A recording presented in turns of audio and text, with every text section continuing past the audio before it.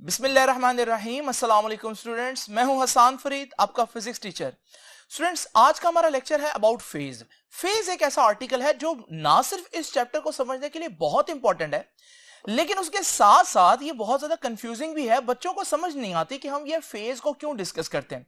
तो आज मैं कुछ आसान एग्जांपल से आपको ये क्लियर करवाऊंगा कि फेज क्या है और ये क्यों इंपॉर्टेंट है। तो आइए स्टूडेंट स्टार्ट करते हैं आज का लेक्चर। स्टूडेंट्स, इससे पहले कि मैं आपको फेज समझाऊं, आइए फेज से रेलेवेंट एक आसान एग्जांपल समझते हैं ताकि हम बाद में फेज को समझ सकें। स्टूडेंट्स, अगर मैं अपने मोटिवेशन को देखूं, पूरे दिन में जो मुझे काम करने के लिए मोटिवेशन होती है, आप लोग जानते हैं कि वो डिफरेंट औकात में डिफरेंट होगी।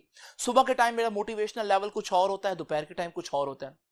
अगर मैं अपने मोटिवेशनल लेवल को ग्राफ पे प्लॉट करना चाहूं, तो मैं यहां पर एक्स एक्सिस और वाई एक्सिस आपके सामने इमेजिन करता हूं। एक्स एक्सिस पर मैं टाइम के डिफरेंट दौरानिया, डिफरेंट औकात आपके सामने इमेजिन करूंगा। जैसे कि ये पॉइंट मॉर्निंग है, ये पॉइंट जो है वो नून है, दोपहर का पॉइंट है, ये पॉइंट जो है वो इवनिंग है, और ये पॉइंट जो है वो नाइट है, रात का टाइम है, और फिर इसी तरह से आगे फिर मॉर्निंग। और इसी तरह से वाई एक्सिस पर मैं अपनी मोटिवेशन प्लॉट करता हूं, और ये है मोटिवेशन की मैक्सिमम वैल्यू जो मैं अचीव कर सकता हूं पूरे दिन में।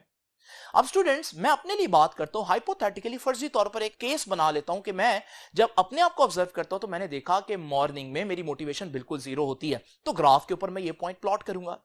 और फिर मैंने देखा कि दोपहर के टाइम मेरी मोटिवेशन जब वो मैक्सिमम हो चुकी होती है, तो ये पॉइंट आया मेरे पास दोपहर के लिए। और फिर इसी तरह से मैंने देखा कि शाम के टाइम फिर से मेरी मोटिवेशन जो है वो जीरो हो चुकी होती है, और ये पॉइंट आया। और फिर मैंने देखा कि एट नाइट मैं इतना थक चुका होता कि मेरी मोटिवेशन नेगेटिव में चली जाती है, यानी मैं तो डीमोटिवेट हो जाता हूं, तो मैक्सिमम डीमोटिवेट हो जाता हूं रात के टाइम। और फिर जब मैं सोकर उठता हूं तो दोबारा से मेरी मोटिवेशन जो है वो जीरो पर होती है अगले दिन। तो स्टूडेंट्स, जब मैंने ये सारे पॉइंट्स आपके सामने ड्रॉ किए, अगर मैं इनको यहां पर मिलाऊं तो हमारे पास ये एक कर्व आई। इस कर्व में खास बात क्या है, ये कर्व मुझे बता रही है कि यहां पर मेरी मोटिवेशन जो है वो मिनिमम है, फिर मैक्सिमम है, फिर यहां पर मिनिमम है, फिर नेगेटिव में मैक्सिमम है, और फिर यहां पर दोबारा से मिनिमम है।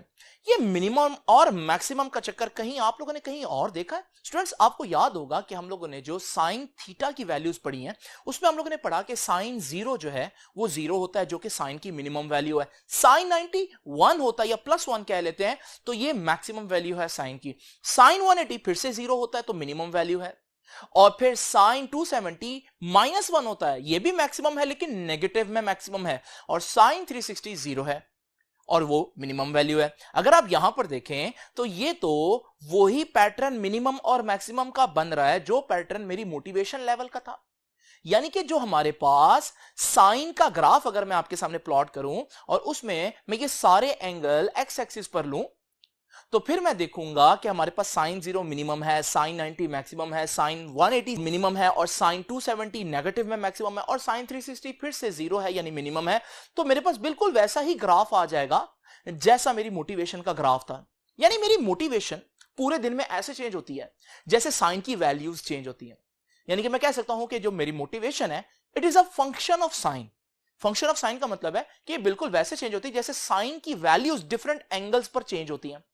तो मैं अपनी आसानी के लिए क्या करता हूं कि ये जो साइन की एंगल की वैल्यूज हैं, ये वैल्यूज मैं वहां पर सब्स्टिट्यूट कर देता हूं टाइम में जो मैंने आपके सामने इमेजिन कर लिया है, जो मॉर्निंग नून वगैरह मैंने इमेजिन किया हुआ है। अगर मैं ये वैल्यूज उसकी जगह रख दूं, तो अब आप देख रहे हैं मैं अपनी मोटिवेशन को टाइम के लिहाज से नहीं बल्कि एंगल के हिसाब से आप लोगों को बता रहा हूं। अब स्टूडेंट्स, अगर आप में से कोई मुझे कॉल करके पूछता है, हाँ भाई क्या मोटिवेशन है, तो मैं उसको अगर ये कहने की बजाय कि भाई मोटिवेशन बहुत ज्यादा है, अगर मैं कह दूं यार थीटा 90 डिग्री है, तो वो खुद ही समझ जाएगा यार थीटा 90 डिग्री है ना, इसका मतलब है सर की मोटिवेशन जो है वो तो साइन पर डिपेंड करती है, और थीटा 90 सर बता रहे तो इसका मतलब साइन 90 तो मैक्सिमम होता है। तो मेरे थीटा 90 कहने पर आप समझ जाएंगे सर मुझे बताना चाह रहे हैं कि मोटिवेशन जो है वो मैक्सिमम है। हालांकि थीटा 90 का मुझसे कोई ताल्लुक डायरेक्ट नहीं बनता। यानी इसका यह मतलब नहीं है कि आप मुझे कॉल करें और मैं आपको बताऊं कि थीटा जो है वो 90 हो गया, इसका मतलब मैं 90 डिग्री रोटेट हो गया। ऐसा कुछ नहीं है। ये 90 डिग्री वहां कोई एग्जिस्ट नहीं करता। ये सिर्फ मैं अपने मोटिवेशन के लेवल को बताने के लिए एक तरीका कार इख्तियार कर रहा हूं, क्योंकि मेरी मोटिवेशन की जो वेरिएशन है वो बिल्कुल ऐसे है जैसे साइन की वेरिएशन है। तो अगर आप मेरे से पूछते हैं कि भाई क्या लेवल है मोटिवेशन का, मैं कहता हूं कि भाई थीटा जो है वो 270 डिग्री है। आप समझ जाएंगे कि थीटा 270 डिग्री का मतलब है सर मुझे बताना चाह रहे हैं कि मेरी मोटिवेशन इस वक्त नेगेटिव में मैक्सिमम पर पहुंची हुई, यानी कि मैं फुली डीमोटिवेट हूं। तो स्टूडेंट्स आप लोगों ने देखा कि सम टाइम हम चीजों के वेरिएशन जो है वो एंगल की टर्म्स में बताते हैं, हालांकि असल में वहां कोई एंगल होता नहीं है। थीटा 90 का मतलब ये नहीं है कि सर 90 डिग्री रोटेट कर रहे हैं या कोई फिजिकली कोई चीज है जो 90 डिग्री रोटेट कर रही है।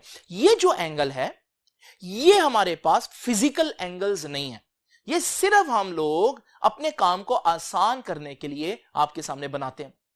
अगर आपको यह बात समझ में आ गई है तो फिर अब मैं आता हूं असल बात की तरफ। स्टूडेंट्स आप लोगों ने देखा कि हम लोग जब भी एक एसी सोर्स एक लोड के साथ अटैच करते हैं तो उसमें एक करंट जो है वो बहना शुरू हो जाता है, फ्लो करना शुरू हो जाता है। इस करंट की वैल्यूज जब हमने देखी तो हम लोगों को पता चला था कि शुरू में यह करंट 0 होता है और फिर उसके बाद ये करंट एक डायरेक्शन में बढ़ता है, 1 ampere, 2 ampere, 3 ampere, 4 ampere, 5 ampere maximum हो गया। फिर इसी डायरेक्शन में दोबारा ये कम होना शुरू हो जाता है, 5 ampere, 4 ampere, 3 ampere, 1 ampere, 0 ampere. लेकिन फिर उसके बाद करंट जब 0 होता है ना तो अपनी डायरेक्शन चेंज कर लेता है, अब करंट ऑपोजिट डायरेक्शन में बहना शुरू हो जाता है और बढ़ना शुरू हो जाता है, यानी 1 ampere, 2 ampere, 3 ampere, 4 ampere, 5 ampere, ये ऑपोजिट डायरेक्शन में बढ़ रहा है। और फिर ये उसी ऑपोजिट डायरेक्शन में कम होना शुरू हो जाता है, तो फिर हमारे पास 5 ampere, 4 ampere, 3 ampere, 2 ampere, 1 ampere और 0 एम्पेयर। ये हमारे पास ऑल्टरनेटिंग करंट का साइकिल था। इसको मैंने डिटेल में लास्ट लेक्चर में डिस्कस किया हुआ है, इसलिए यहां पर बस आपको इतना ओवरव्यू देता हूं। अब स्टूडेंट्स अगर आप अपने करंट को गौर से देखें तो आप लोग इस करंट को यहां पर प्लॉट कर सकते हैं। तो आप लोगों ने देखा कि करंट जो है वो हमारे पास यहां वाई एक्सिस पर मैं ले लेता हूं और एक्स एक्सिस पर मैं आपके सामने टाइम ले लेता हूं। तो हमने देखा कि शुरू में करंट बिल्कुल 0 था, फिर आप लोगों ने देखा कि करंट बढ़ते बढ़ते मैक्सिमम वैल्यू पर गया, तो मैं ये आपके सामने प्लॉट कर देता हूं कि ये मैक्सिमम हो गया। उसके बाद फिर आपने देखा कि उसी डायरेक्शन में करंट कम होना शुरू हो गया, कम होते होते 0 हुआ, तो ये मैं आपके सामने ग्राफ के ऊपर प्लॉट कर देता हूं। फिर हमने देखा करंट ने अपनी डायरेक्शन रिवर्स कर ली और रिवर्स डायरेक्शन में बढ़ते बढ़ते मैक्सिमम हो गया, तो ग्राफ के ऊपर रिवर्स डायरेक्शन में बढ़ते बढ़ते करंट का आपके पास ये पॉइंट आएगा और फिर उसी रिवर्स डायरेक्शन में करंट दोबारा से कम होना शुरू हो गया और फिर हमारे पास जब ग्राफ पे प्लॉट करेंगे तो हमारे पास रिवर्स डायरेक्शन में करंट कम होते होते ये पॉइंट आ गया। यानी कि जो ऊपर वाला पोर्शन है ये आपको बता रहा है कि करंट एक डायरेक्शन में जा रहा है, सपोज कर ले ए से बी, और जो नेगेटिव करंट का साइकिल है वो ये बता रहा है कि करंट बी से ए जा रहा है, यानी कि करंट अपने ऑपोजिट डायरेक्शन में जा रहा है। अब स्टूडेंट्स इस ग्राफ को अगर आप गौर से देखें तो यहां पर क्या है, करंट मिनिमम था, फिर करंट मैक्सिमम था, फिर करंट मिनिमम था, फिर करंट ऑपोजिट डायरेक्शन में मैक्सिमम था यानी नेगेटिव में मैक्सिमम था, और फिर करंट दोबारा से 0 था। अगर आपको कुछ याद आया हो तो ये तो बिल्कुल वैसे ही जैसे मेरा मोटिवेशन का ग्राफ बना था वैसा ग्राफ बना है, और ये मिनिमम और मैक्सिमम, मिनिमम मैक्सिमम की वैल्यूज का बिल्कुल यही एग्जैक्ट रेपिटेशन तो मैंने आपको साइन के ग्राफ में भी अभी दिखाया। इसका मतलब यहां पर जो हमारा करंट है वो साइन के ग्राफ से बिल्कुल मिलता जुलता है, यानी कि करंट की जो वेरिएशन है वो बिल्कुल वैसे ही है जैसे साइन की वैल्यूज डिफरेंट एंगल्स पर चेंज होती हैं। तो स्टूडेंट्स फिर मैं क्या करता हूं, वही वाला काम कि मैं अपने करंट को ये एंगल्स जो साइन के एंगल्स हैं ये वहां सब्स्टिट्यूट करके एंगल्स की फॉर्म में बताता हूं। अब मैं आपके सामने ये जो एंगल्स बना रहा हूं ये कोई फिजिकल एंगल्स नहीं है, ये कोई करंट नहीं बना रहा कहीं एंगल, ये एंगल का काम है सिर्फ आपको यह बताना कि किसी लम्हे करंट की वैल्यू कितनी है। मिसाल के तौर पर मैं कहता हूं कि एंगल 90 है, तो इसका मतलब आप समझ जाएंगे क्योंकि करंट साइन का फंक्शन है और साइन 90 पर मैक्सिमम होता है तो सर बताना चाह रहे हैं करंट मैक्सिमम पहुंच गया। मैं कहता हूं कि एंगल 180 है, ये जब मैं एंगल 180 बोलूंगा तो आप समझ जाएंगे कि सर बताना चाह रहे हैं कि करंट जो है वो इस वक्त 0 है, हाफ साइकिल कंप्लीट हो चुका है और अब करंट ऑपोजिट डायरेक्शन में बढ़ना शुरू हो गया। देखें अगर मैं आपको वैसे बताऊं कि यहां क्या हो रहा है इस पॉइंट पर तो मुझे बहुत सी चीजें बतानी पड़ेंगी। इतनी सारी बातें कहने की बजाय अगर मैं आपको यह कह दूं कि थीटा 180 है, आप खुद सारी बातें समझ जाएंगे कि सर क्या कह रहे हैं, क्योंकि थीटा 180 पर आप लोगों ने क्या देखा कि हमारे पास जो करंट है वो 0 होता है और अब वो डायरेक्शन चेंज करने जा रहा होता है। तो हम अपने काम को आसान करने के लिए यहां पर करंट को एंगल की टर्म्स में डिफाइन करेंगे क्योंकि current is a function of sign. Students ये जो एंगल है ना जो किसी भी लम्हे करंट या वोल्टेज की, ऑल्टरनेटिंग करंट या ऑल्टरनेटिंग वोल्टेज की वैल्यूज बताता है, इस एंगल को हम कहते हैं फेज। तो बेसिकली ये है फेज। फेज क्या है, फेज एक एंगल है जो एक्चुअली में कहीं नहीं होता। अगर मैं कहूं थीटा 90 है तो इसका ये मतलब नहीं कि पहले चार्जेस स्ट्रेट जा रहे थे अचानक से 90 डिग्री उन्होंने मूव करना शुरू कर दिया, नहीं, बल्कि थीटा 90 का मतलब है कि मैं आपको बताना चाह रहा हूं कि करंट इस वक्त ग्राफ में मैक्सिमम वैल्यू रखता है। तो स्टूडेंट्स ये है फेज। तो याद रखिएगा यहां पर डिफाइन करते हैं फेज क्या होता है। तो याद रखिएगा फेज इज एन एंगल। भाई कैसा एंगल है, क्या बताता है ये, विच specifies the instantaneous value of alternating current और वोल्टेज। ये वो एंगल है जो बताता है कि किसी लम्हे करंट क्या कर रहा है, मैक्सिमम पर है, मिनिमम पर है, ऑपोजिट डायरेक्शन में मैक्सिमम पर है, उसकी कितनी वैल्यू है। तो इंस्टेंटेनियस वैल्यू ऑल्टरनेटिंग करंट की और ऑल्टरनेटिंग वोल्टेज बनाने वाला एंगल, उसे हम कहते हैं फेज। तो फेज एक्चुअली थीटा होगा। क्या ये एंगल फिजिकली कहीं बन रहा होगा? नहीं, ये बिल्कुल वैसे ही जैसे मैं कहता हूं मेरी मोटिवेशन इस वक्त थीटा 90 है, तो इसका मतलब क्या है कि मैं 90 डिग्री उल्ट हो गया हूं? नहीं, इसका मतलब है क्योंकि मेरी मोटिवेशन साइन पर डिपेंड करती है और साइन 90 जो है वो मैक्सिमम होता है। तो मैं आपको बताना चाह रहा हूं कि मेरी मोटिवेशन मैक्सिमम है जब मैं आपको कहूंगा कि थीटा 90 डिग्री है। तो स्टूडेंट्स, ये फिजिकल एंगल्स नहीं होते। तो आई होप कि ये बात आपको समझ में आ गई होगी। अगर ये बात आपको समझ में आ गई है तो मैं आपको जैसे कि बता रहा हूं कि current is a function of sine. तो मैं यहां से एक इक्वेशन जो लास्ट टाइम मैंने बनाई थी ये बता देता हूं। ये क्या बता रहा है कि करंट ऐसे चेंज होगा जैसे साइन की वैल्यूज चेंज होती है। इसी तरह से हमारे पास v is equal to V naught sine theta भी लिख सकते हैं कि voltage is a function of sine. तो ये दोनों जो हमारे पास इक्वेशंस हैं ये मैं आपको लास्ट टाइम पढ़ा चुका हूं। अब स्टूडेंट्स जरा तवज्जो से मेरी बात सुननी है। आज के बाद मैं आप लोगों के सामने जब भी करंट बनाऊंगा तो डेफिनेटली करंट का एक ग्राफ बनाऊंगा जो एक साइनोसाइडल कर्व होगी। अब स्टूडेंट्स, क्या असल में करंट एक कर्व है? करंट तो मूवमेंट ऑफ चार्जेस है और मूवमेंट ऑफ चार्जेस ऐसे नहीं होती। तो याद रखिएगा, मूवमेंट ऑफ चार्जेस ऐसे नहीं है, ये सिर्फ उसका ग्राफ है जो हम ऐसे बनाते हैं और वो मैंने आपको बता दिया क्यों बनाते हैं। अब स्टूडेंट्स, अगर मैं आपके सामने करंट और वोल्टेज का रिलेशन चैप्टर नंबर 13 में आप लोगों के साथ डिस्कस करता, तो चैप्टर नंबर 13 में आप लोगों ने देखा कि जब हम वोल्टेज बढ़ाते हैं तो करंट बढ़ जाता है। तो इसका मतलब वोल्टेज और करंट का डायरेक्ट रिलेशन आया। ट्रांसफार्मर में आप लोगों ने पढ़ा कि जब आप वोल्टेज बढ़ाते हैं तो करंट कम हो जाता है। तो यहां से आप रिलेशन निकाल लेंगे कि वोल्टेज और करंट का इनवर्स रिलेशन है। तो दो वेरिएबल्स को आपस में उनका रिलेशन फाइंड आउट करना, उनको आपस में रिलेट करना बहुत आसान है। या उनका आपस में कोई रिलेशन नहीं होगा, या डायरेक्टली प्रोपोर्शनल या इनवर्सली प्रोपोर्शनल, इस तरह के रिलेशन होंगे। लेकिन यहां मसला क्या है, चैप्टर नंबर 16 के अंदर जब मैं कहूंगा वोल्टेज तो भाई वो एक ग्राफ होगा, और जब मैं कहूंगा करंट वो भी एक ग्राफ होगा। अब ग्राफ को दूसरे ग्राफ से कैसे रिलेट करें? एक ग्राफ का दूसरे ग्राफ से क्या रिलेशन बन रहा है, यहां यह मसला है। तो वहां पर तो डायरेक्टली और इनवर्सली रिलेशन होते थे, लेकिन यहां पर क्योंकि आप अपने वेरिएबल्स को एक ग्राफ की फॉर्म में, एक वेव फॉर्म में शो कर रहे हैं, तो एक वेव का दूसरी वेव के साथ, एक ग्राफ का दूसरे ग्राफ के साथ क्या रिलेशन हो सकता है, यह अब हम लोगों ने डिस्कस करना है। तो असल आज का मुद्दा यह है। तो याद रखिएगा स्टूडेंट्स, अब मैं आपके सामने 3 डिफरेंट केसेस लूंगा और उन 3 डिफरेंट केसेस में आपको यह समझाऊंगा कि किस तरह से हम दो ग्राफ का रिलेशन आपस में ले सकते हैं। तो स्टूडेंट्स,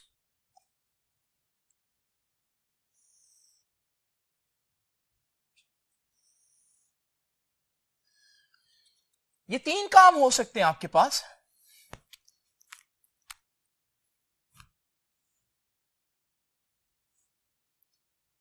एक काम ये हो सकता है कि आपके पास एक ग्राफ है, इसे मैं वेव 1 कह देता हूं, और फिर मेरे पास एक और वेव है, इसे मैं वेव 2 कह देता हूं। तो दो वेव्स, वेव 1 और वेव 2, बिल्कुल इस तरह से भी हो सकते हैं। इनका आपस में क्या रिलेशन है अभी डिस्कस करेंगे। एक और काम यह हो सकता है कि मेरे पास यही दो वेव्स हो,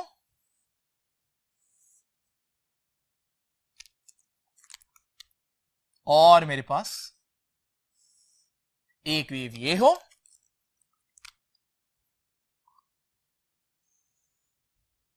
और दूसरी वेव ये हो। वही दो वेव्स हैं यहां पर। तो अब इन दो वेव्स का आपस में क्या रिलेशन होगा? तो इनको भी मैं वेव 1, रेड वाली को वेव 1 और ब्लू वाली को वेव 2 कह देता हूं। इसी तरह से थर्ड केस जो मैं आपके सामने हाइपोथेटिकली इमेजिन करूंगा वो है कि मेरे पास ये एक वेव है और इसके साथ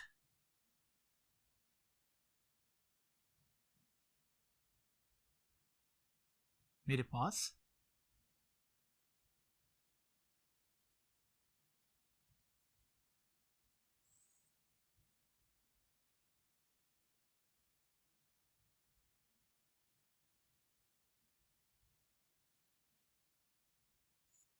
ये एक वेव है, इसको भी मैं वेव 1 और वेव 2 का नाम देता हूं। तो आप लोगों ने देखा कि मैंने आपके सामने 3 एक जैसी वेव्स इमेजिन की हैं, लेकिन आप लोग देख रहे हैं कि उन वेव्स को जब मैं इकट्ठा बना रहा हूं तो मेरे पास 3 एक जैसी पिक्चर्स नहीं आ रही। इन तीनों पिक्चर्स में फर्क किस चीज का है, आइए जरा देखते हैं। अगर ये पहली डायग्राम आप इमेजिन करें तो ये पहली डायग्राम कुछ इस तरह से है, इसमें वेव 1 और वेव 2 आप लोगों को कुछ इस तरह से नजर आ रही है। अब मैंने क्या किया, अगर मैं वेव 1 और वेव 2 में से किसी एक को इस तरह से मूव करूं तो आप देखेंगे ये जो नई पिक्चर आई है वो ये वाली पिक्चर है। और इसी तरह से अगर वही ओरिजिनल पिक्चर हम देखें वेव 1 और वेव 2 और मैं उसको कुछ इस तरह से मूव करूं किसी एक वेव को तो आप देखेंगे अब हमारे पास वो थर्ड वाला केस बन गया। तो स्टूडेंट्स इसका मतलब क्या है, ये वेव्स एक ही हैं लेकिन मैं एक वेव को दूसरे के लिहाज से टाइम एक्सिस पर मूव कर रहा हूं बेसिकली। तो अब इनके दरमियान रिलेशन चेंज होता जाएगा। अब आइए देखते हैं कि ये दो वेव्स को मैं क्या बोलूं कि वेव 1 और वेव 2 क्या है आपस में। तो स्टूडेंट्स याद रखिएगा, अगर आप गौर से देखें इस वेव को तो हमने अब रिलेशन बिल्ड करना है वेव 1 और वेव 2, यानी वेव 1 और वेव 2 एक दूसरे के साथ क्या कर रही हैं। तो स्टूडेंट्स हम कह सकते हैं कि दोनों वेव इस पॉइंट पर जीरो थी, दोनों का मैग्नीट्यूड जीरो है। फिर दोनों का मैग्नीट्यूड बढ़ते बढ़ते इस पॉइंट पर मैक्सिमम हो गया और फिर दोनों का मैग्नीट्यूड कम होते होते इस पॉइंट पर जीरो हो गया और फिर दोनों का मैग्नीट्यूड नेगेटिव में बढ़ते बढ़ते इस पॉइंट पर मैक्सिमम हो गया और फिर दोनों का मैग्नीट्यूड नेगेटिव में कम होते होते इस पॉइंट पर जीरो हो गया। तो स्टूडेंट्स आप लोग देख रहे हैं दोनों एक ही टाइम पर जीरो हो रहे हैं, एक ही टाइम पर मैक्सिमम हो रहे हैं, एक ही टाइम पर दोबारा जीरो हो रहे हैं हाफ साइकिल के बाद, एक ही टाइम पर नेगेटिव में मैक्सिमम हो रहे हैं और एक ही टाइम पर दोबारा से पूरा साइकिल कंप्लीट करने के बाद जीरो हो रहे हैं। यानी आप देख रहे हैं ये दोनों वेव्स एक दूसरे के साथ काफी हद तक सिंक्रोनाइज्ड हैं, मैच हो रही है इनकी वेरिएशन। स्टूडेंट्स ऐसे रिलेशन को हम कहते हैं कि ये दोनों वेव्स इन फेज हैं। तो जब दो वेव्स एक साथ बढ़े, एक साथ कम हो, एक साथ मैक्सिमम हो, एक साथ जीरो हो, तो फिर हम कहते हैं ये तो एक दूसरे के साथ बिल्कुल दोस्ती रखती हैं। तो हम इसे फिजिक्स में कहते हैं कि ये दो वेव्स इन फेज हैं। तो ये पहला रिलेशन मैं आपको बता रहा हूं, इन फेज। तो भाई दो वेव्स को इन फेज कब बोलूंगा, जब वो ग्राफ के ऊपर इस तरह से दिखेंगे। और ये ग्राफ के ऊपर क्या कर रही है मैं इसको लिख देता हूं आपके सामने कि wave 1 and wave 2 are in phase. क्यों भला, because they reach their maximum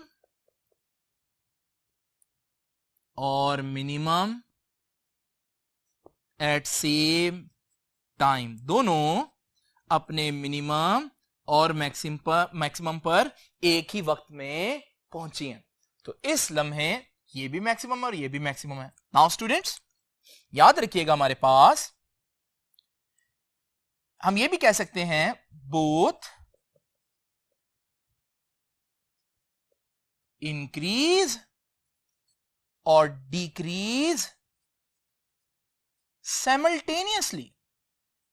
दोनों एक साथ इंक्रीज भी कर रही हैं एक साथ इंक्रीज भी कर रही है, एक साथ डिक्रीज कर रही है, एक साथ नेगेटिव में इंक्रीज, एक साथ नेगेटिव में डिक्रीज। तो इसका मतलब हमारे पास दोनों एक साथ इंक्रीज कर रही है और एक साथ डिक्रीज कर रही है। इसे हम बोलते हैं कि दोनों वेव्स एक दूसरे के साथ इन फेज है। तो जब वेव्स का आपस में हम कंपैरिजन करते हैं तो वेव्स का आपस में एक किस्म का रिलेशन ये होता है कि वो एक दूसरे के साथ इन फेज होती है। ये हम लोगों ने डिटेल में आगे पढ़ना है, इसलिए आपको पता होना चाहिए। अब स्टूडेंट्स, इसी बात को हम एक और तरह से भी कह सकते हैं, और वो क्या है, जरा इमेजिन करें ये डायग्राम और आप दोनों वेव्स को थोड़ी देर के लिए अलग-अलग कर दें। आप लोग जानते हैं कि दोनों साइन वेव्स हैं, तो फिर मैं इनको वही एंगल्स दे सकता हूं कि जब वो 0 होंगी तो 0 डिग्री, जब वो मैक्सिमम तो 90 डिग्री, हाफ साइकिल के बाद 0 तो 180 डिग्री, और नेगेटिव में मैक्सिमम तो 270 डिग्री, और फिर हमारे पास एंड पर 360 डिग्री। अब दोबारा से इनको इकट्ठा कर देते हैं। अब जरा देखें, इस पॉइंट के ऊपर वाली वेव जो है उसका भी फेज 90 डिग्री है और नीचे वाली वेव का भी फेज 90 डिग्री है। तो फेज डिफरेंस कितना हुआ? 90 माइनस 90, 0। अच्छा, ये वाला पॉइंट देख लें। इस पॉइंट पर दोनों वेव्स का फेज 270 है क्योंकि दोनों नेगेटिव में मैक्सिमम है, और फेज डिफरेंस कितना हुआ? 0। तो बात यह है कि आप कहीं पर भी चेक करें तो आप देखेंगे फेज डिफरेंस आपको हर जगह पर 0 मिलेगा। तो हम एक बात यह भी कह सकते हैं इन फेज के लिए कि इन फेज कब होता है? मुश्किल अल्फाज में हमने क्या बोला? जब एक साथ बढ़े, एक साथ कम हो, एक साथ मैक्सिमम, एक साथ 0। लेकिन आसान अल्फाज में हम कह सकते हैं इन फेज कब होता है? दो वेव कब इन फेज कहलाएंगी? याद रखिएगा, जब उनका फेज डिफरेंस 0 डिग्री हो। जहां पर एक वेव का 90 डिग्री हो, दूसरा का भी 90 डिग्री हो, एक का 180 डिग्री तो दूसरा का भी 180 डिग्री, तो डिफरेंस कितना बनेगा? 0। तो फेज डिफरेंस अगर 0 हो तो हम कहेंगे वेव्स इन फेज है। ये छोटी सी बात है स्टूडेंट्स, आपको आई होप समझ में आ गई होगी। आइए अब जरा देखते हैं वेव्स का दूसरा रिलेशन। अगर आप इस रिलेशन में देखें तो आप देखेंगे कि इस रिलेशन में अगर आप इस पॉइंट पर देखें दोनों 0 हैं, लेकिन आप देख रहे हैं कि एक पॉजिटिव डायरेक्शन में बढ़ना शुरू हुई तो एक नेगेटिव डायरेक्शन में बढ़ना शुरू हो गई। ये तो मैचिंग बिहेवियर नहीं है, ये आपस में सिंक्रोनाइज तो नहीं है, ये तो बिल्कुल एक दूसरे के ऑपोजिट करने वाला काम है कि एक जो है वो एक डायरेक्शन में जा रही है तो दूसरी बिल्कुल ऑपोजिट डायरेक्शन में जा रही है। इसे हम कहते हैं भाई ये तो बिल्कुल भी दोस्ती नहीं है, ये तो इन फेज नहीं है, ये तो आउट ऑफ फेज है, ये तो सरासर दुश्मनी है, यानी बिल्कुल भी मैच नहीं हो रहे। तो याद रखिएगा, दो वेव्स को एक रिलेशन हम ये भी कह सकते हैं कि वो आपस में आउट ऑफ फेज भी हो सकती हैं। और ऐसा कब होगा? ऐसा तब होगा जब आप देखेंगे कि when wave 1 increases in one direction, positive भी हो सकती है, नेगेटिव तो मैं वन डायरेक्शन लिख देता हूं। जब वेव 1 एक डायरेक्शन में इंक्रीज होगी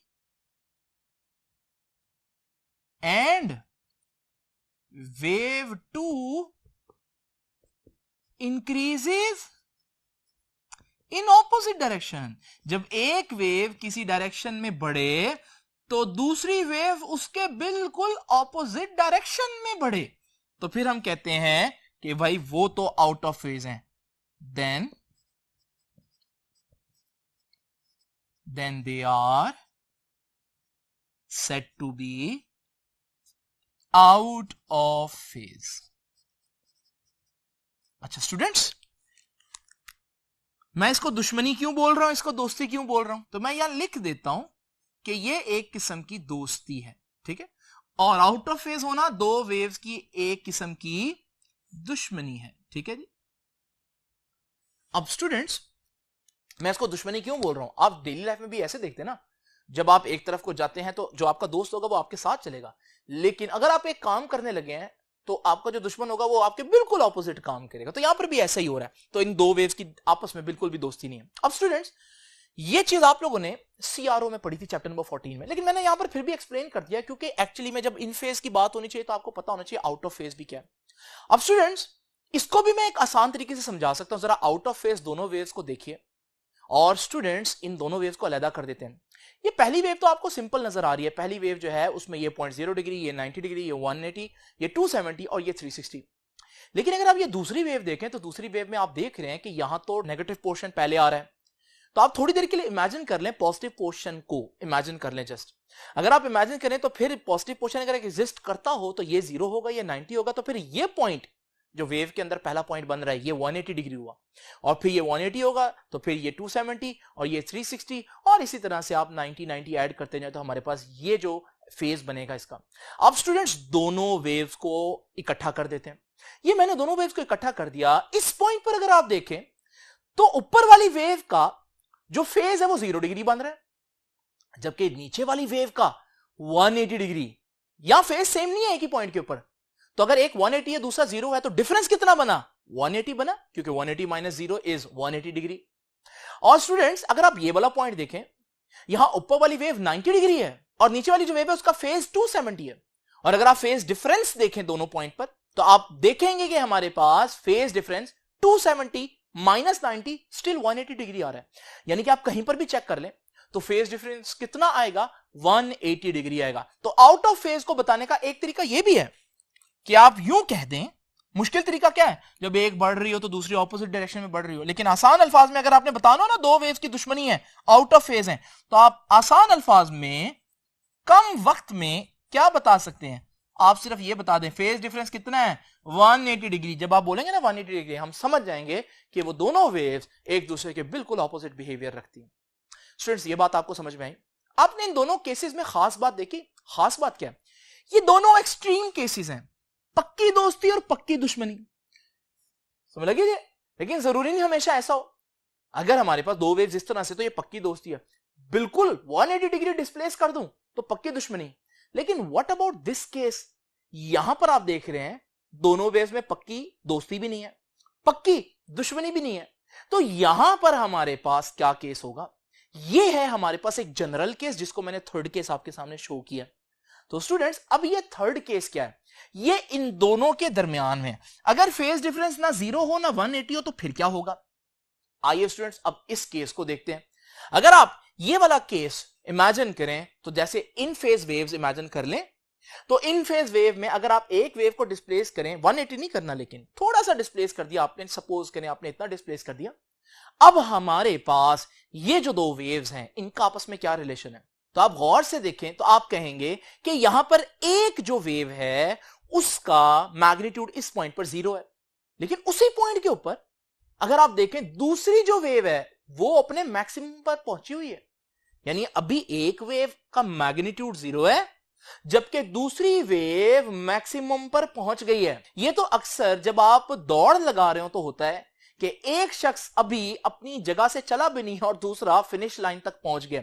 इस सूरत में हम कहेंगे कि वो जो शख्स फिनिश लाइन पर पहुंच गया है वो तो लीड कर रहा है। लीड करने का मतलब क्या? आगे चल रहा है। और जो शख्स पीछे रह गया है उसे हम कहेंगे कि वो लैग कर रहा है। तो यहां पर भी अगर आप गौर से देखें, ना इनमें पक्की दोस्ती है ना इनमें पक्की दुश्मनी है, neither they are in phase nor they are out of phase, बल्कि हम कह सकते हैं कि यहां पर एक वेव पीछे है और दूसरी वेव थोड़ी सी आगे चल रही है, एडवांस में चल रही है। अभी एक वेव 0 पर थी, दूसरी मैक्सिमम पर पहुंच चुकी है।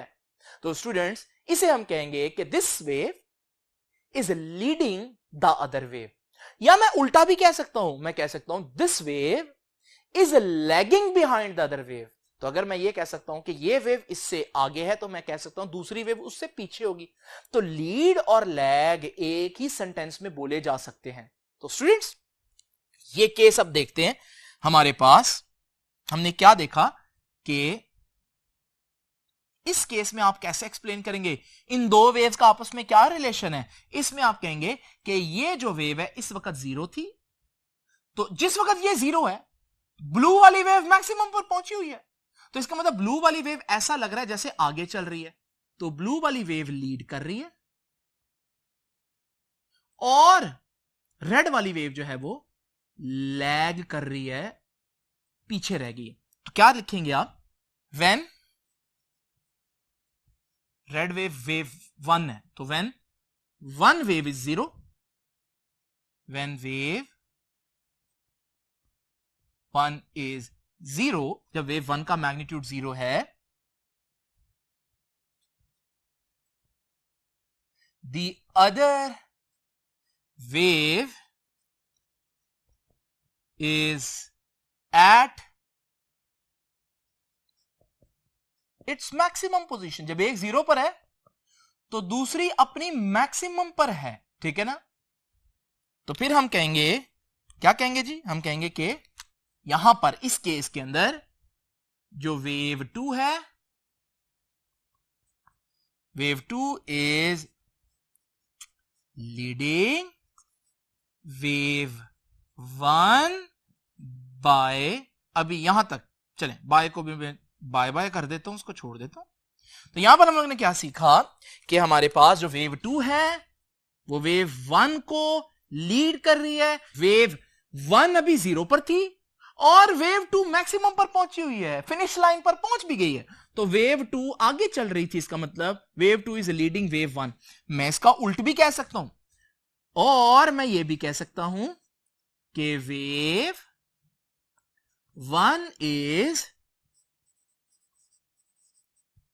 lagging behind wave 2।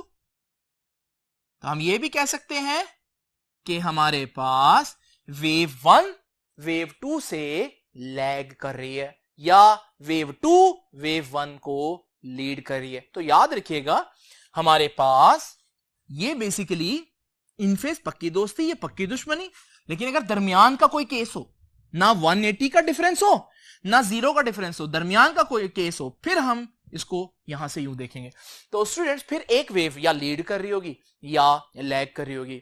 स्टूडेंट्स आप लोगों ने देखा कि इन फेज को मैं फेज डिफरेंस के तौर पर भी बता सकता हूं, आउट ऑफ फेज को मैं फेज डिफरेंस के तौर पर भी बता सकता हूं। तो यहां पर भी मुझे फेज डिफरेंस के तौर पर बताना आना चाहिए ना। तो अगर आप गौर से देखें, इसी सिचुएशन को अगर आप इमेजिन करें तो दोनों वेव्स को थोड़ी देर के लिए अलग कर लेते हैं। अगर आप ये वाली वेव देखें तो ये तो 0 से स्टार्ट हो रही है, तो इसके तो वही एंगल्स हैं, बार बार बता चुका हूं। तो आप लोग इमेजिन कर लें 0, 90 डिग्री, 180 डिग्री, 270 और 360। लेकिन दूसरी वेव अगर आप गौर से देखें तो वो 0 से स्टार्ट नहीं हो रही। कहां से स्टार्ट हो रही है? मैक्सिमम से। अगर मैं थोड़ी देर के लिए आपको इमेजिन करवाने के लिए इसका बाकी पोर्शन आप लोगों के सामने ड्रॉ कर दूं तो फिर आपको पता चलेगा कि ये पॉइंट एक्चुअली 0 बन रहा है, क्योंकि यहां से वो स्टार्ट हो रही है। तो फिर ये जो ग्राफ के ऊपर पहला पॉइंट आ रहा है ये 90 डिग्री होगा, और फिर ये 90 होगा तो अगला 180 डिग्री, फिर 270, फिर 360 एंड सो ऑन। अब स्टूडेंट्स हमारे पास दोनों वेव्स को करते हैं इकट्ठा। जब मैंने दोनों वेव्स को इकट्ठा किया तो मैंने देखा कि ये जो हमारे पास वेव 1 है, इस पॉइंट के ऊपर आप देख रहे हैं कि वेव 1 0 है, तो इसका फेज आपको नजर आ रहा है कि 0 डिग्री है। जबकि इसी पॉइंट के ऊपर वेव 2 मैक्सिमम पर है तो उसका फेज आपको नजर आ रहा है कि वो 90 डिग्री है। और स्टूडेंट्स डिफरेंस कितना बना? 90 डिग्री का। तो याद रखिएगा हम ये भी कह सकते हैं कि यहां पर फेज डिफरेंस कितना हुआ? 90 डिग्री का। लेकिन स्टूडेंट्स बजाय मैं ऐसे लिखने के, मैं इस चीज को जो फेज डिफरेंस 90 डिग्री का आया है, मैं उसको स्टेटमेंट के अंदर एम्बेड कर दूंगा। कैसे? हमारे पास वेव 2 इज लीडिंग वेव 1, तो मैं इसके आगे लिख दूंगा वेव 2 वेव 1 को लीड कर रही है। कितना डिग्री आगे चल रही है? By 90 degree. आप इसको पाई बाय 2 रेडियन भी लिख सकते हैं। बिल्कुल इसी तरह से जब मैं कहूंगा wave 1 is lagging behind wave 2, wave 1 wave 2 से पीछे रह गई है, तो उसके साथ भी मैं आगे क्या लिखूंगा? बाय 90 डिग्री और पाई बाय 2। तो स्टूडेंट्स ये है हमारे पास लैग और लीड के केस को लिखने का तरीका। ये आगे बहुत ज्यादा इस्तेमाल होना है, कम से कम 5 जगहों पर यूज होना है, तो इस वजह से आप लोगों को ये पता होना चाहिए। अब स्टूडेंट्स क्योंकि 90 डिग्री मैंने आपको एग्जांपल दी तो बच्चे समझते हैं बस लीड और लैग 90 डिग्री हो सकता है। ऐसा नहीं है। इमेजिन करें मेरे पास 2 वेव्स इन फेज हैं और हमारे पास ये जो 2 वेव्स इन फेज हैं, मैं अगर इनमें से एक वेव को इतना पीछे करूं, अब इस सूरत में ये 90 डिग्री का फेज नहीं बनता। दोनों वेव्स को थोड़ी देर के लिए अलग-अलग करते हैं। ये वेव सिंपल है, आपको मालूम है, ये 0 से लेकर 360 डिग्री तक मैं इनको नंबर दे देता हूं। और मैं दूसरी जो वेव अगर देखूं तो उस वेव में अगर आप गौर से देखें तो हमारे पास वेव जहां से स्टार्ट हो रही है वो 90 डिग्री नहीं बन रहा। अब मैं इस वेव को थोड़ी देर के लिए आपके सामने कंप्लीट करता हूं। अगर अब मैं कंप्लीट करके इसको लिखूं तो ये बनेगा 0 डिग्री और फिर 90 डिग्री और उसी तरह से 360 डिग्री तक आप लोगों ने नंबरिंग दे देनी। लेकिन जो पॉइंट आप लोग देख रहे हैं हमारे पास y एक्सिस को टच कर रहा है, उसको क्या नंबर दें? वो तो 0 और 90 के भी दरमियान में आ रहा है, और 0 और 90 के दरमियान में क्या आता है, 45 डिग्री। तो इस पॉइंट का फेज मैं आपके सामने 45 डिग्री इमेजिन कर लेता हूं। और स्टूडेंट्स, जब मैं इन दोनों वेव्स को इकट्ठे दोबारा से एक ही पॉइंट पर प्लॉट करूंगा तो आप देखें कि एक वेव जिस पॉइंट पर 0 है उसका फेज 0 है, दूसरी का फेज उस पॉइंट पर 45 डिग्री है। तो यहां पर मैं क्या कहूंगा कि वो जो वेव है वो लीड कर रही है by 45 degree the other wave, या मैं ऑपोजिट कह सकता हूं कि ये जो वेव है ये लैग कर रही है बाय 45 डिग्री। तो लीड और लैग 45 डिग्री भी हो सकता है, 60 डिग्री भी हो सकता है, 30 डिग्री भी हो सकता है, लेकिन ज्यादा फेमस केस जब आप पढ़ेंगे आगे चल के, जो पहले दो केसेस आएंगे उसमें 90 डिग्री होगा। इसलिए आपकी बुक ने भी यहां पर 90 डिग्री की एग्जांपल ही दी है। अब स्टूडेंट्स आइए चलते हैं आखिरी बात की तरफ, और वो है इन ग्राफ की वेक्टर रिप्रेजेंटेशन। वेक्टर कहां से आ गया? वेक्टर तो हम लोग पढ़ चुके हैं फर्स्ट ईयर में, यहां वेक्टर कोई बनता भी नहीं है। क्यों? क्योंकि हम डिस्कस करेंगे वोल्टेज और करंट, और हम लोग पढ़ के आ चुके हैं वोल्टेज और करंट कैसी क्वांटिटीज हैं, स्केलर क्वांटिटीज हैं, इनकी कोई डायरेक्शन नहीं होती। लेकिन अब मैं यहां पर वेक्टर क्यों लेकर आ रहा हूं, तो आइए स्टूडेंट्स जरा चलते हैं कि समझें वेक्टर हम यहां पर क्यों लेकर आ रहे हैं।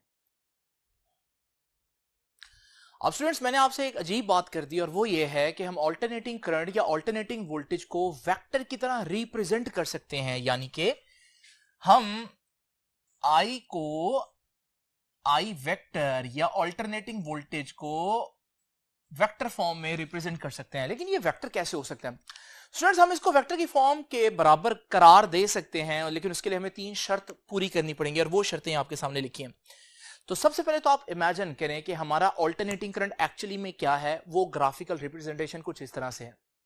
अब स्टूडेंट्स ये मैंने आपके सामने एक वेव फॉर्म ड्रॉ कर दी है ऑल्टरनेटिंग करंट की। अगर आप ऑल्टरनेटिंग करंट को वेक्टर की फॉर्म में रिप्रेजेंट करना चाहते हैं तो पहली शर्त क्या है? इट्स लेंथ, वो जो भी वेक्टर आप रिप्रेजेंट करेंगे उसकी length on a certain scale represents the peak और आरएमएस वैल्यू। उसकी जो लेंथ है वो आरएमएस या पीक वैल्यू के बराबर लेनी है हमने, जो भी स्केल हम कंसीडर कर रहे हैं। तो स्टूडेंट्स ये जो साइकिल आपके सामने मैंने इमेजिन किया, इसमें पीक वैल्यू तो आपके पास ये है, तो मैं इतना ही बड़ा वेक्टर इमेजिन करूंगा। पहली शर्त ये है। तो आप लोगों को जो भी स्केल आप लोग चूज कर रहे हैं उस पर आपको पीक वैल्यू या आरएमएस वैल्यू जितना लेंथ का एक वेक्टर इमेजिन करना है। लेकिन ये शर्त काफी नहीं है। उसके बाद वो कहता है it is in horizontal position at the instant when alternating quantity is 0 and is increasing positively. जिस लम्हे जो हमारी ऑल्टरनेटिंग क्वांटिटी है वो 0 हो और पॉजिटिव में बढ़ने वाली हो, यानी ये वाला लम्हा, ये वाला बनता है ना, क्योंकि यहां 0 और पॉजिटिव होने वाली है। इस लम्हे वो जो आपने वेक्टर इमेजिन किया उसको आपने हॉरिजॉन्टल लेना है। तो यानी कि वेक्टर की जो स्टार्टिंग पोजीशन है वो ये होगी कब? जब आपकी वेव की स्टार्टिंग पोजीशन ये है, यानी कि जब आपकी जो वेव है वो 0 से स्टार्ट हो रही है और पॉजिटिव में जा रही है, उस वक्त आपका वेक्टर जो है वो हमारे पास हॉरिजॉन्टल डायरेक्शन में होगा। तीसरी आपने इंपॉर्टेंट बात क्या इमेजिन करनी है? The angular frequency of the rotating vector. अब आपने वेक्टर को रोटेट करना है, तो वो जो रोटेटिंग वेक्टर होगा उसकी फ्रीक्वेंसी इज सेम, बराबर होनी चाहिए angular frequency of the alternating quantity. वो जो क्वांटिटी है उसकी फ्रीक्वेंसी की। आसान अल्फाज में देखिए, जितनी देर में आपकी ये एक वेव बनती है उतनी ही देर में ये वेक्टर एंटी क्लॉकवाइज रोटेट करके अपनी इनिशियल पोजीशन में आ जाए। यानी कि दोबारा देख लीजिए, जितनी देर में 0 से 360 डिग्री तक ये पूरी एक वेव हमारे पास गुजरेगी, उतनी ही देर में आपका वेक्टर 0 से 360 डिग्री रोटेट कर जाए।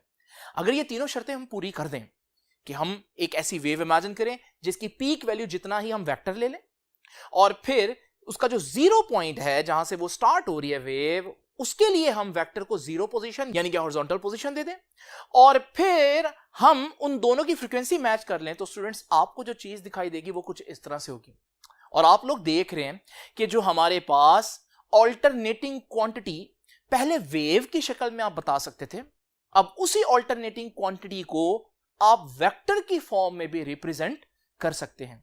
तो अगर ये हमारे पास आई था तो ये आई वेक्टर है। अब आप लोग ये हमेशा नहीं कर सकते, ये सिर्फ आप तब कर सकते हैं जब आपके पास एक ऑल्टरनेटिंग क्वांटिटी हो जिसको आपने फेज के जरिए रिप्रेजेंट किया हो, और आज हम लोगों ने फेज के जरिए ही रिप्रेजेंट किया है, एंगल्स के जरिए रिप्रेजेंट किया हुआ है ना। तो वो जो हमारे पास फेज अगर मौजूद हो, अगर हमारे पास फेज हो, तो उस ऑल्टरनेटिंग क्वांटिटी को हम वेक्टर की फॉर्म में रिप्रेजेंट कर देते हैं। तो यहां से लिया फेज, यहां से एंड से ओ आर लिया, तो ये बन गया फेजर। तो याद रखिएगा, ये जो ऑल्टरनेटिंग करंट है और ऑल्टरनेटिंग वोल्टेज है, इसे हम फेजर कहते हैं। स्केलर और वेक्टर तो आपने नाम सुना होगा ये, लेकिन ये पहली दफा आप सुन रहे हैं। ऑल्टरनेटिंग करंट या ऑल्टरनेटिंग वोल्टेज को हम फेजर कहते हैं। फेजर क्या होते हैं? फेजर असल में वेक्टर नहीं होते, लेकिन उनको वेक्टर की तरह रिप्रेजेंट किया जा सकता है, जैसे मैंने आप लोगों को बताया, और उनको वेक्टर की तरह सॉल्व भी किया जा सकता है। तो जो चीजें वेक्टर असल में ना हो, लेकिन उनकी कैलकुलेशन वेक्टर की तरह हो सकती हो, तो फिर हम उनको वेक्टर इमेजिन कर लेते हैं, तब वो कहलाते हैं फेजर्स। तो आई होप कि फेजर्स की आपको समझ में आ गई होगी बात। अब स्टूडेंट्स, आइए हम इमेजिन करते हैं ये सारी जो चीज हम लोगों ने अभी आपके सामने बनाई है, इसको अप्लाई करते हैं अपने पहले दो केसेस पर। तो स्टूडेंट्स, ये हमारा पहला केस था जिसे हम इन फेज कहते हैं। अब इन फेज को अगर मैं आपको बताना चाहता हूं कि दो वेव्स इन फेज हैं, तो ग्राफ पर ऐसे बताऊंगा, अल्फाजों में ऐसे बयान करूंगा, फेज डिफरेंस की फॉर्म में ऐसे बताऊंगा। लेकिन अगर वेक्टर के तौर पर बताना हो, वेक्टर रिप्रेजेंटेशन के तौर पर, तो फिर मैं कैसे बताऊंगा? स्टूडेंट्स, जरा इमेजिन करें कि ये दोनों वेव्स हमारे पास, वेव 1 और वेव 2 जो इन फेज हैं, इनको मैं थोड़ी देर के लिए अलग-अलग कर लेता हूं। आपको मालूम है दोनों अल्टरनेटिंग क्वांटिटीज हैं। अगर मैं वेव 1 को देखूं, तो मैं वेव 1 को एक वेक्टर की फॉर्म में इमेजिन कर सकता हूं। अब वो सारी कंडीशंस मैंने आपके सामने बताई हैं। और अगर मैं आपको वेव 1 को सिर्फ दिखाऊं, तो वेव 1 जिस तरह से हमारे पास अल्टरनेटिंग क्वांटिटी चेंज होगी, आपका वेक्टर उसी तरह से काउंटर क्लॉकवाइज रोटेट करेगा। इसी तरह से वेव 2 में भी आप ऐसा ही वेक्टर इमेजिन कर सकते हैं, और आपका जो अल्टरनेटिंग क्वांटिटी जैसे जैसे वेरी करेगी, वैसे वैसे आपका जो वेक्टर है वो रोटेट करेगा। अब स्टूडेंट्स, अगर यहां पर हम दोनों ग्राफ को फिर से इकट्ठा कर दें और दोनों वेक्टर डायग्राम को भी करीब ले आएं, तो फिर आप देखेंगे जब मैं इन दोनों क्वांटिटीज को एक साथ यहां पर वेरी करूंगा, तो उनके वेक्टर्स आप लोग देख रहे हैं इस तरह से रोटेट होंगे। अगर मैं इस पॉइंट पर वेक्टर आपके सामने रोक दूं, तो आप देखेंगे दोनों वेक्टर्स पैरेलल हैं। और अगर मैं इस पॉइंट पर आपके सामने वेक्टर रोकूं, तो आप देखेंगे दोनों वेक्टर्स पैरेलल हैं। यानी कि आप देखेंगे कि हमारे पास जब दो क्वांटिटीज फेज में हो, तो वेक्टर्स की फॉर्म में जब आप उनको ड्रॉ करेंगे ना, उनके वेक्टर्स हमेशा पैरेलल आपको नजर आएंगे। लेकिन अगर मैं इनिशियल पॉइंट पर देखूं, जब टाइम 0 था, तो वहां पर आप देखेंगे तो हमारे पास ये पिक्चर आएगी। इसमें भी वेक्टर्स पैरेलल हैं, लेकिन दोनों एक्स एक्सिस में। ये वाली पिक्चर मैं आपके सामने यहां पर ड्रॉ कर रहा हूं। तो याद रखिएगा, इन फेज के केस में वेक्टर रिप्रेजेंटेशन, क्योंकि दोनों वेव्स एक दूसरे के साथ फेज में हैं, तो इस पॉइंट की पिक्चर अगर मैं आपको वेक्टर फॉर्म में दिखाना चाहूं, कौन सा पॉइंट है ये? टाइम इज इक्वल टू 0, इस पॉइंट पर। तो हमारे पास अगर वेव 1 रेड में इस तरह से है, तो वेव 2 उसके बिल्कुल पैरेलल होगी। और आपने एक बात नोट की, मैंने जानबूझकर वेव 2 का जो वेक्टर उसको थोड़ा सा छोटा बनाया, क्योंकि हम लोगों ने पहले डिसाइड किया हुआ है कि हमारे पास दोनों के जो वेक्टर्स हैं वो उनके पीक वैल्यू की रेशियो में लेंगे। तो इसकी पीक वैल्यू ये है, तो इसका वेक्टर इतना होगा, और जो हमारे पास दूसरा ग्राफ है उसकी पीक वैल्यू यहां से इतनी होगी, तो वो उसका वेक्टर बढ़ा लेंगे। लेकिन दोनों को एक दूसरे को पैरेलल बनाएंगे। ये जो पिक्चर है ये सिर्फ t इज इक्वल टू 0 के लिए। वैसे अगर आप देखें तो हमारे पास ये पिक्चर रोटेट होगी, लेकिन टाइम इज इक्वल टू 0 पर ये हॉरिजॉन्टल भी होंगे और पैरेलल भी होंगे। वरना हॉरिजॉन्टल ना भी हो, पैरेलल ये रहेंगे। तो जब भी मैं दो क्वांटिटीज, अल्टरनेटिंग क्वांटिटीज के वेक्टर्स पैरेलल बनाऊं, आप फौरन समझ जाएंगे कि वो इन फेज है। तो इन फेज बताने के लिए मेरे पास कितने तरीके हैं। मैं ग्राफ की फॉर्म में इस तरह से ड्रॉ करके बता सकता हूं इन फेज है, मैं आपके सामने वर्ड्स की फॉर्म में बता सकता हूं, बोलकर बयान करके बता सकता हूं, मैं फेज डिफरेंस बताकर आपको बता सकता हूं कि दोनों क्वांटिटीज इन फेज हैं, या मैं दो वेक्टर सिंपल से ड्रॉ करके आपको बता सकता हूं कि ये दोनों इन फेज हैं। स्टूडेंट्स, आउट ऑफ फेज में अब मैं डिटेल में नहीं जाता, क्योंकि ये इस चैप्टर में आप लोग नहीं पढ़ेंगे। आइए चलते हैं ये लीड और लैग वाला जो केस था उस पे। अब स्टूडेंट्स, इसी ग्राफ को जरा इमेजिन कर लेते हैं यहां पर, और अब जरा गौर से देखिए कि हमारे पास ये दोनों ग्राफ मैंने अलग-अलग कर दिए। आपको मालूम है ये जो वेव 1 है, इस वेव 1 का मैं एक पीक वेक्टर यहां पर आपके सामने ड्रॉ कर सकता हूं, और मैं आपको अगर इसको वेरी करके दिखाऊं, तो ये इस तरह से उस ऑल्टरनेटिंग क्वांटिटी का वेक्टर है जो रोटेट करेगा। इसी तरह से स्टूडेंट्स अगर आप वेव 2 का केस देखें तो वेव 2 आप देख रहे हैं स्टार्टिंग पर 0 पर नहीं है। अब स्टूडेंट्स मैं थोड़ी देर के लिए इसको थोड़ा सा आपके सामने ड्रॉ करके ये एक्स्ट्रा पोर्शन बना देता हूं। ये 0 है। अगर ये 0 है तो आपको मालूम है 0 पर वेक्टर हॉरिजॉन्टल होना चाहिए, तो ये वेक्टर हॉरिजॉन्टल है। तो अगर ये इतना पोर्शन वेरी करे तो आपका वेक्टर यहां पर आ जाएगा।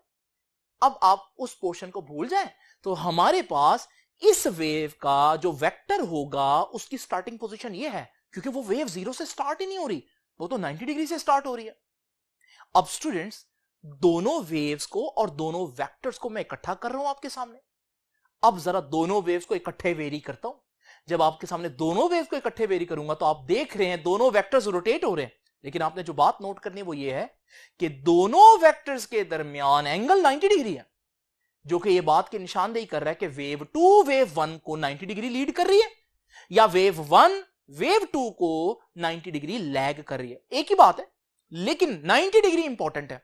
अब स्टूडेंट्स मैंने क्योंकि डायग्राम आपके लिए t इज इक्वल टू 0 के लिए बनानी है, तो t इज इक्वल टू 0 पर अगर मैं ये ग्राफ रोकूं तो आप देखेंगे कि t इज इक्वल टू 0 पर हमारे पास एक वेक्टर हॉरिजॉन्टल है और दूसरा वेक्टर उस पर 90 डिग्री जो है वो आपको नजर आ रहा है। इसका मतलब मैं इसको यूं ड्रॉ करूंगा कि ये वेक्टर इस पॉइंट पर 0 है, तो इसको मैं इसका वेक्टर हॉरिजॉन्टल ड्रॉ करूंगा, वेव 1 का वेक्टर। और इसी तरह से ब्लू जो है इस पॉइंट पर 90 डिग्री है, मैक्सिमम पर है, तो ब्लू का वेक्टर आपके सामने ऐसे ड्रॉ करूंगा जो मैंने अभी आप लोगों को दिखाया डायग्राम के अंदर।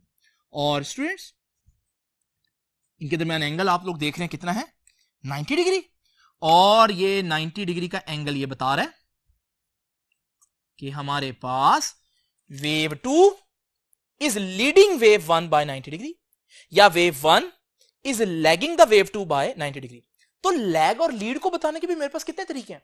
मैं वेव की फॉर्म में बनाकर बता सकता हूं, मैं अल्फाजों में बयान करके बता सकता हूं, और मैं आपके सामने वेक्टर रिप्रेजेंटेशन के जरिए भी बता सकता हूं। तो स्टूडेंट्स ये था हमारा बेसिकली आज का आर्टिकल। अब एक दो इंपॉर्टेंट बातें आप लोगों से, ये मैंने आपको पहले भी बताया कि जरूरी नहीं है कि फेज डिफरेंस 90 डिग्री ही हो, फेज डिफरेंस 30 डिग्री भी होता है। उस सूरत में हमारे पास क्या होगा, उस सूरत में जब आप देखेंगे कि हमारे पास दो वेव्स 30 डिग्री पर हैं, तो जब आप उनके वेक्टर्स इमेजिन करेंगे तो आप देखेंगे उनके वेक्टर्स भी 30 डिग्री पर ही होंगे। इसी तरह अगर दो वेव्स के दरमियान फेज डिफरेंस 45 डिग्री हो तो आप देखेंगे जब उनके वेक्टर्स आप रोटेट करते हुए देखेंगे तो वेक्टर्स के दरमियान भी 45 डिग्री पर हैं। तो इस सूरत में जब 45 डिग्री वाला केस हम देखते हैं तो हम t इज इक्वल टू 0 पर इन दोनों को वेक्टर की फॉर्म में इस तरह से रिप्रेजेंट करेंगे। तो स्टूडेंट्स ये तो कोई भी एंगल हो सकता है, तो आप लोगों को पता होना चाहिए कि जितने एंगल वो लीड कर रहा होगा वो उतने डिग्री ऊपर आ जाएगा। अच्छा स्टूडेंट्स एक और इंपॉर्टेंट बात, और वो बड़ी इंपॉर्टेंट बात है, जरा ध्यान से सुनिएगा। अगर मैं आपके सामने ये एक वेव डायग्राम बनाऊं तो आप लोग देख रहे हैं कि ये जो एक वेव है इसका यहां पर फेज डिफरेंस 0 है, और जो दूसरी वेव है उसको अगर मैं यहां पर बढ़ाऊं और फिर उसको वैल्यूज दूं तो फिर मुझे पता चलेगा इस पॉइंट पर उसका फेज है 270। यानी कि हम कह सकते हैं कि ये जो दूसरी वाली वेव है ये पहली वाली वेव से 270 डिग्री आगे चल रही है। लेकिन इसकी बजाय हम ये कहना मुनासिब समझेंगे कि ये जो दूसरी वेव है ये पहली वेव से 270 आगे नहीं चल रही बल्कि 90 डिग्री पीछे चल रही है। उसकी वजह क्या है? तो मैं यहां पर क्या कह रहा हूं, मैं कह रहा हूं कि एक वेव दूसरी वेव से हमें कहना चाहिए कि 270 डिग्री लीड कर रही है, लेकिन हम ऐसा नहीं कहेंगे। हम कहेंगे बजाय ये कहने के हम कहेंगे कि वो 90 डिग्री लैग कर रही है। उसकी वजह क्या? अगर आप देखें कि हमारे पास एक सर्कुलर ट्रैक हो और उस सर्कुलर ट्रैक पर दो लोग एक दूसरे के पीछे भाग रहे हो तो आप इस पिक्चर को देखकर अंदाजा करेंगे कि ये जो शख्स है ये लीड कर रहा है और ये जो शख्स है ये लैग कर रहा है, उसके पीछे पीछे भाग रहा है। लेकिन स्टूडेंट्स अगर वो शख्स भागते भागते हाफ को भी क्रॉस कर जाए और आपके पीछे आ जाए तो फिर आप देखेंगे जब वो हाफ को क्रॉस कर जाएगा तो आप देखेंगे कि दिखने वाले शख्स को ये लगेगा जैसे ये शख्स जो है वो लीड कर रहा है और ये लैग कर रहा है, यानी बिल्कुल सिचुएशन ऑपोजिट होगी। तो अगर हमारे पास 180 डिग्री से बढ़ जाए आंसर तो फिर हम जो लैग है उसको लीड और जो लीड है उसको लैग कंसीडर करेंगे। तो बात यह है कि अगर हमारे पास ये वाला केस हो तो इसमें हम ये नहीं कहेंगे कि 270 डिग्री लीड कर रही है बल्कि हम कहेंगे 90 डिग्री लैग कर रही है।